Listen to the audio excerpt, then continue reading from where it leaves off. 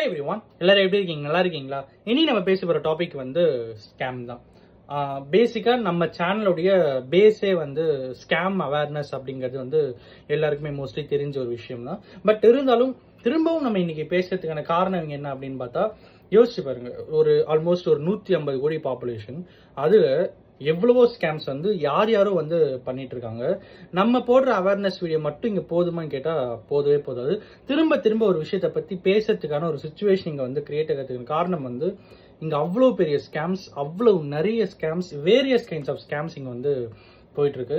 ரீசெண்டா வந்து என்ன அப்படின்னு பாத்தீங்கன்னா, நரேந்திர மோடி அவருடைய ஃப்ரீ லேப்டாப் ஸ்கீம், இந்த லிங்க் குள்ள கிளிக் பண்ணுங்க, உங்களுக்கு வந்து அமௌண்ட் வந்து லேப்டாப் வந்து உங்களுக்கு வரும் அப்படின்னு சொல்லிட்டு ஒரு ஸ்கேம். அந்த லிங்கை கிளிக் பண்ணும்போதே வந்து பேங்க் அக்கௌண்ட்ல இருக்கிற பேலன்ஸ் எல்லாமே வந்து போயிடுற மாதிரி ஒரு ஸ்கேம் ரீசெண்டா இப்போ வந்து நடந்துட்டு இருக்கு.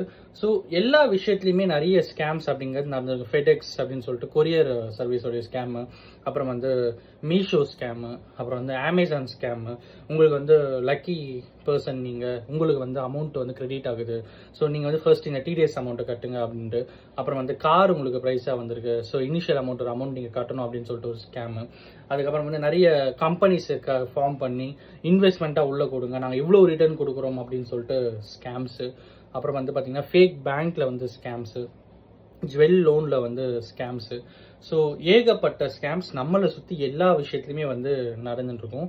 ஸ்கேமோடைய பேஸ் என்ன? ஸ்கேம் வந்து நடக்குது அப்படின்னும் போது அதனுடைய பேஸ் என்ன, எப்படி நம்ம வந்து கண்டுபிடிக்கிறது?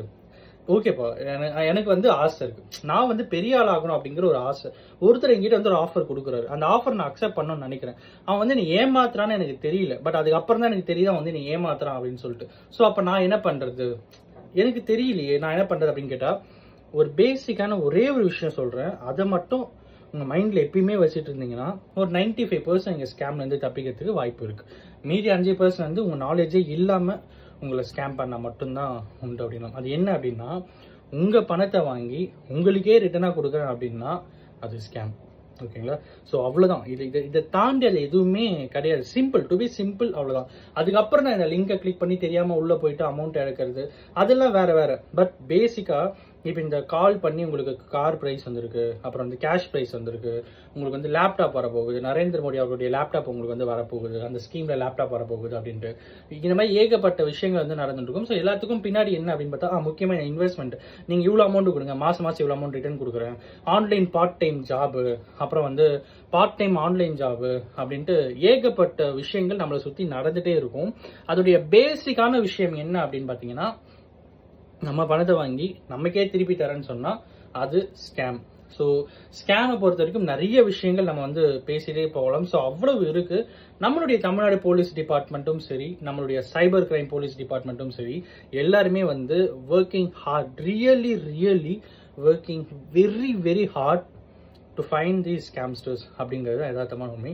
நம்ம இன்னைக்கு வந்து நிறைய பேர் ஏசியில் வந்து ஐடி ஜாப்ஸ்ல இருக்கிறவங்களா இருக்கட்டும், அப்புறம் வந்து நிறைய பேர் யூஸ்வலி எல்லாமே இங்கே ஒர்க்கிங் பீப்புள் நிறைய பேர் இருக்கும், கரெக்டுங்களா?